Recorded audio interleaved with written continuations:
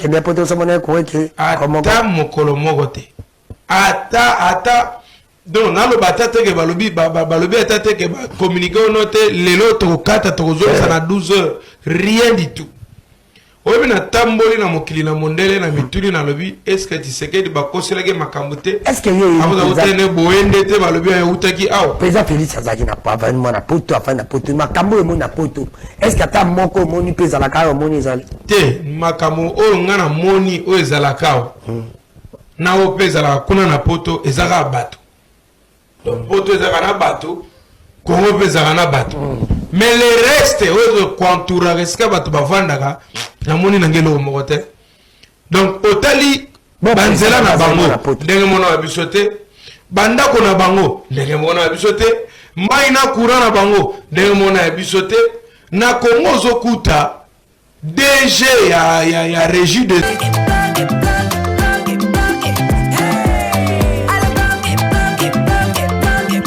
Oyoki elengi ya Congo tapelema Kenya poto somone kweke. Ata mokolo mogote. Ata. Donc, na lo batate ke balobi atate ke communiquer au note lelo to kata to zo sana 12 heures. Rien du tout. Obi na tamboli na mokili na mondele na mituli na lobi est-ce que tu sais que ba koselage makambote est-ce que yeye abuza utene boende te balobi ya utaki aw président Félix Azaki na pa vraiment na poto afana poto makambo emo na poto est-ce que ata moko moni pesa la ka moni ezali te makambo o ngana moni o ezala ka na o pesa la kuna na poto ezaka bato donc poto ezaka na bato kongo pesa na bato mais le reste o contoura reska bato bavandaka na moni na ngelo moko te donc otali banzela na bango ndenge mona bisote bandako na bango ndenge mona bisote mai na courant na bango ndenge mona bisote na Kongo zokuta DG ya régie des eaux na ndako na ye na forage okuti na bureau ya SNEL chef ya SNEL na power azo charger téléphone na ye boende ni no tolala na kurate pa biso tolala na kurate ozo biso wana directeur a SNEL batie ba panneau likolo po ba bimisela biso ba facture mboka lolengo wana tokozela nini biso tovandi tozozela guerre sila toka général ozala ba militaire na monele na ekolo alobi awa basoda baliaka na bango ka 15 jours sur 30 jours donc olelelo olali nzala olobi ole mokolo kolanda donc même ekolia ya bato komi kolanda système à courant donc tozolia système à délestage okolia régulièrement tala fonctionnement ya chilomo wana biso tovandi tozozela mboka ekoma malamu bamingele koto badétournement koto singele Miguel a détourné mingele namoni 40 kombe bango kaka ba million ma ozotala mboko bazo détourner million ozo comprendre te donc Kongo komi olimbisanga ndeko na ngai Kongo komi lokola toilette à lupango ya bato ebele donc fongo eza na maboko ya bato apesaki mbongo kopepa dal sikoyo na Kongo pe mbongo ya leta ozosala ke biso to vivre nango eza na quelques individus nde baza nango biso ba otali mboka bozotuna mboka ba détourner mbongo 43 millions yango 39 millions yango 47 millions yango 250 quelques millions yango donc namboka nambongo bazo de ozomona ezokokana te on dirait que ngana zomona apparemment il faut que la mitu ya autorité na biso de konanga na ndenge ya mabete mitu ya autorité na biso zo senga segmentation il faut que segmenter mitu na bango ko luka kotala ba bourrage est-ce que ça ko kangama bien parce que comment mutoko autaki poto avani na poto atali ngana katsaki na poto sika babe na bomba ngo sekeli metale bimi donc omoni kote batiaka mondelo ya bato koleka na bosani parasar na lekani nanga kote mususu mais faire vers lekanaki mbila kaninga anyatinga contravention combien 150 euros na bina sali ni balobi ndenge nini yo batrasa au 4 efficacité ya service public à l'administration à l'état administration vada mais chilombo tout le monde a déjà pris dans le lac on attend à bâtir sur 2 minutes impressionnant par rapport à la décision où mon amboka Christian Bosimbazi comme président il y a 600 car le but tout temps sous comme un simple président Oui, bah les chances pour tout le monde, ça les lois, bah juriste. Je me demande que vous tirez la combat juriste. Tout le monde que fait dans mes béco. Est-ce que mon béco est lobby ango tonini? N'ani que vous restez dans les cabos italiens mes béco parce que vous avez avocat nangai. Je vous rassure bien mi balé. Vous défendez la cabine parce que vous allez avoir avocat. Oh bazo ça la quand même valeur et un beau capé vous avez géré. Vous pouvez s'habituer mes béco lui conduire le bini. Mais Christian c'est bazali professeur, azali assistant. Ou appelle ça la droit. Puis azali monter à béco. Est-ce qu'elle a respecté l'idée qu'on commence aux appels 2 minutes ça rapidement? Dans le lobby ce qu'on a dans le monde, il y a des droits, il y a des juristes. Moutazo kolobato, moutazo soit décision. Sans que décision na yewana est la couverte par une disposition légale. En tout cas, vous tournez l'université tangela des droits. Est-ce que vous avez la STMT? Est-ce que vous avez l'école CAMST? Est-ce que vous avez l'IBTPT? Est-ce que vous avez le système de Kinshasa? Est-ce que vous avez l'Institut national de Pakadjoumate? Aïe, qu'on lui droit na Pakate. Parce que, Christian Bosseme, il faut que il y a 2 personnes qui ont créé des ordres dans le Congo. Christian Bosseme na Ndeko Kabuya. Première alinéa toujours. Toute personne a droit à l'information. Bosseme veut nous priver de l'information de l'État. Est-ce que ça est normal? Est-ce que ça est normal? Est-ce que Bosseme est normal?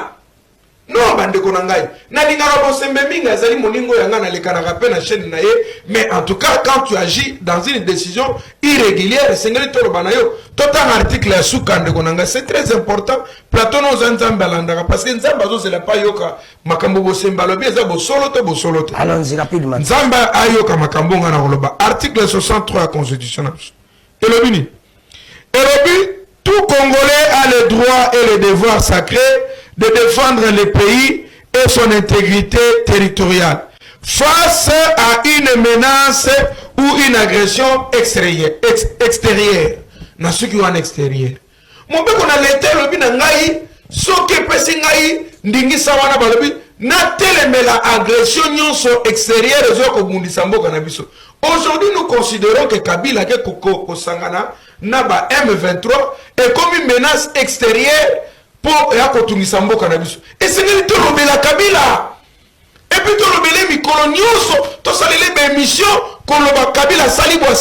Kabila zo consulter, Kabila tika ko consulter. Kabila tika ko sangana na ba rebelle. Longo ko na président Martin Fayulu lobby. Kabila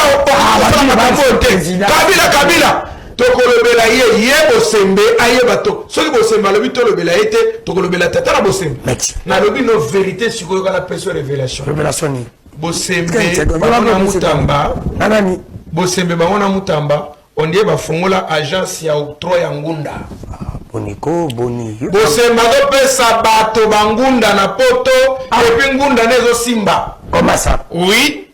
Bosembe awa ndombasi wato ko yebisa ngai avocat moko mwasine na bana bazwa balobaki aleza côté de bakena poto balobi tala na mboka na biso makambo balobi Bosembe a le bibatanga kombo na Kabila te mais moto kozora na poto soluka ngunda azika ka elo moko sali na kombo ya Kabila lobi azusko décision na yewana akenango na migration lobi tala ngai na salaki déclaration na lobi na soutenir Kabila na loba makambo Kabila na mboka balobi soki na lobi yango na soki kuna bakokanga ngai bapesi mukanda te ndeko na ngai ndenge moko ndenge bapesi Pierrot Luara mukanda komi réfugié. Alors, moi, je suis réfugié international.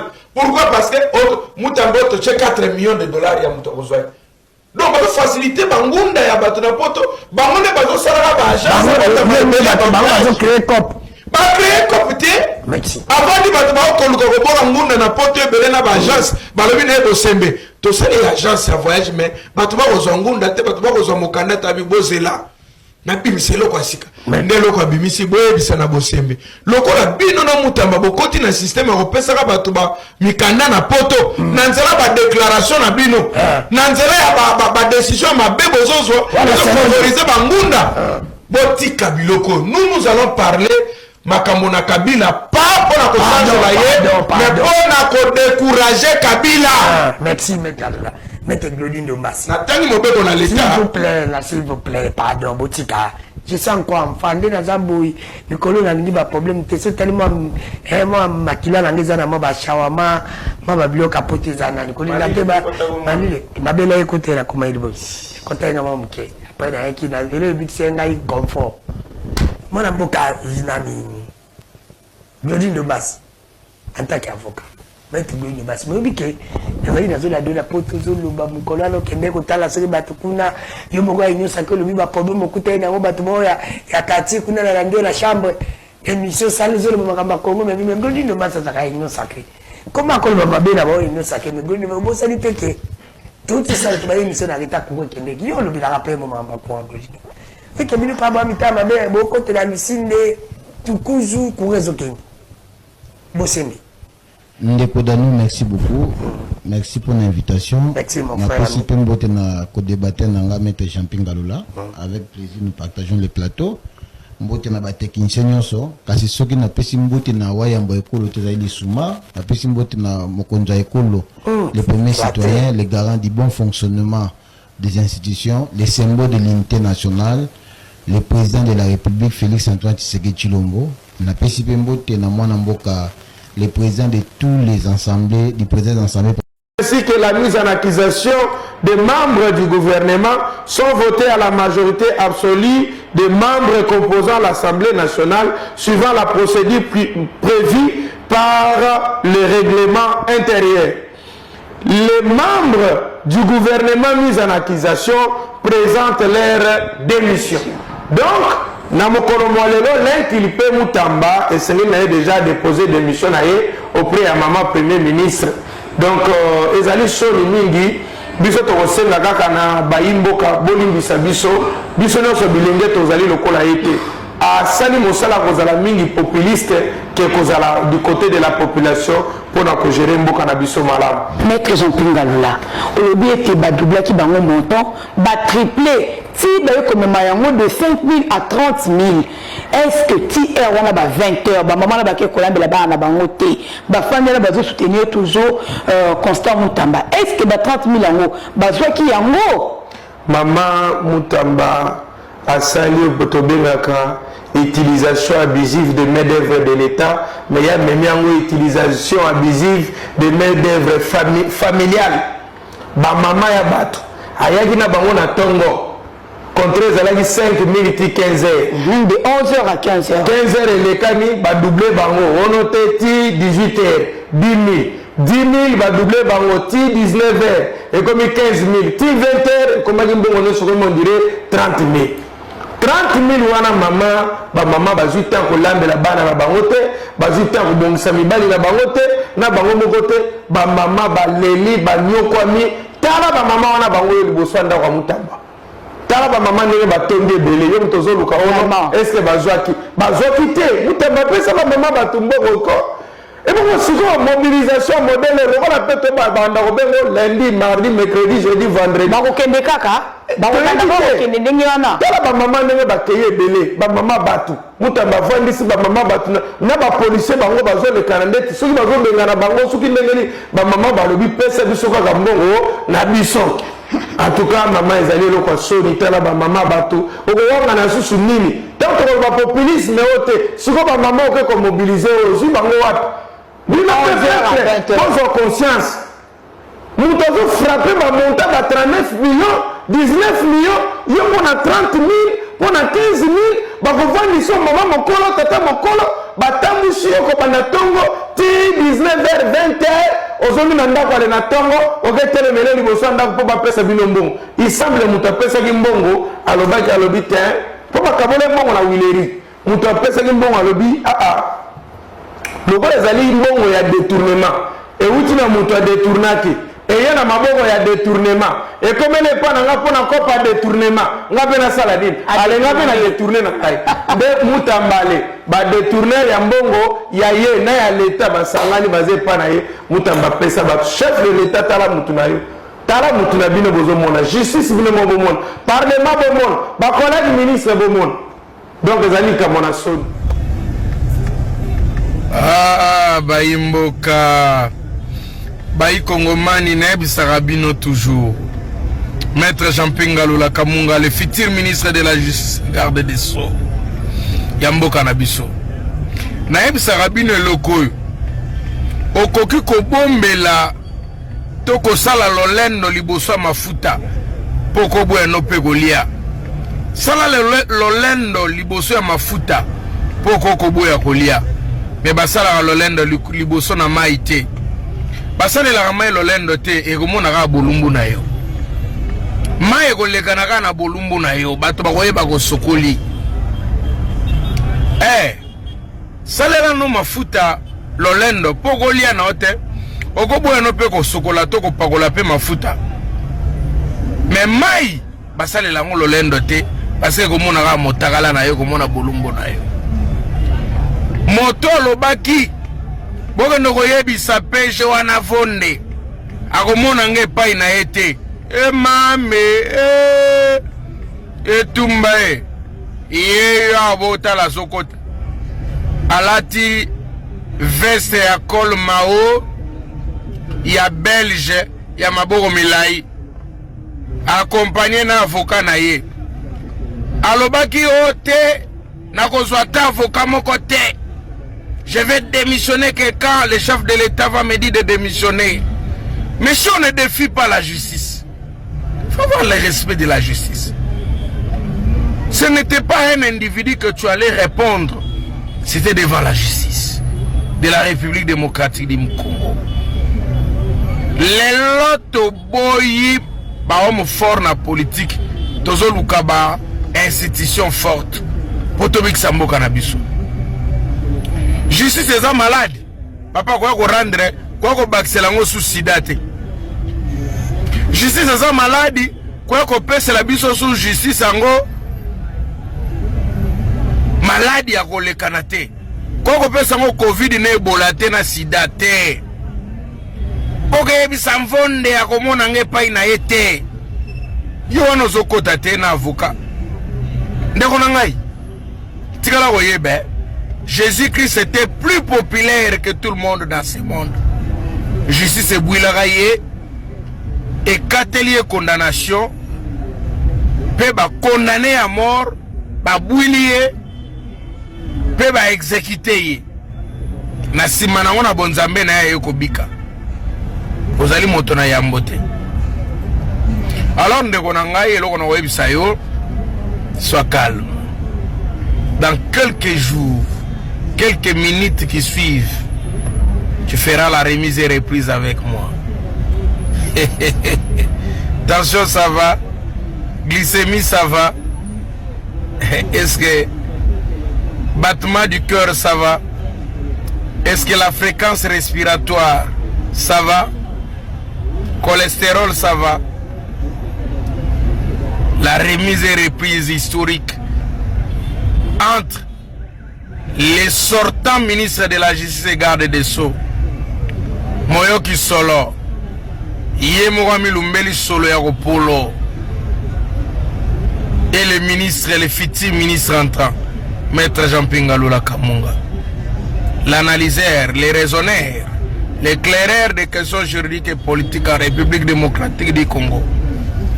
Je vous dis, dans quelques jours qui suivent, la remise et reprise entre Maître Jean-Pierre Lula et l'actuel ministre de la Justice pour continuer les combats de la récupération des biens de l'État, pour engager la brutalité judiciaire sur la place publique. Procès historique, nazo bandanango na 100 jours nangai. Après remise et reprise dans quelques jours, entre ngana ministre oyo, l'inculpé oyo, quelques jours. Le procès c'est quoi? Recouvrement forcé des biens de l'État et enrichissement illicite et rapide des biens de l'État, datant de 2018 à 2028. Fourchette ouana, je mets tout le monde en accusation. Soyez prêts. La vraie justice commence. Serrez la ceinture. Bomi diembika, bomi boaka déjà na bamai.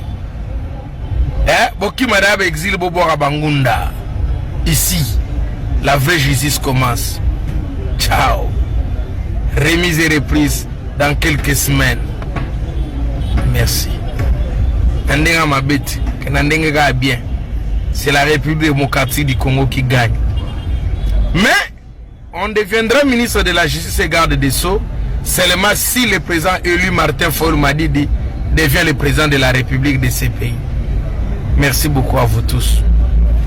Et ndeko nangai salela mafuta lolendo kasiko salela maite komona ka bulumbu na yo. Remise et reprise en téléchargement. Soyez prêts. La prison en téléchargement. Ciao. Les doigts vont s'éclairer en République démocratique du Congo.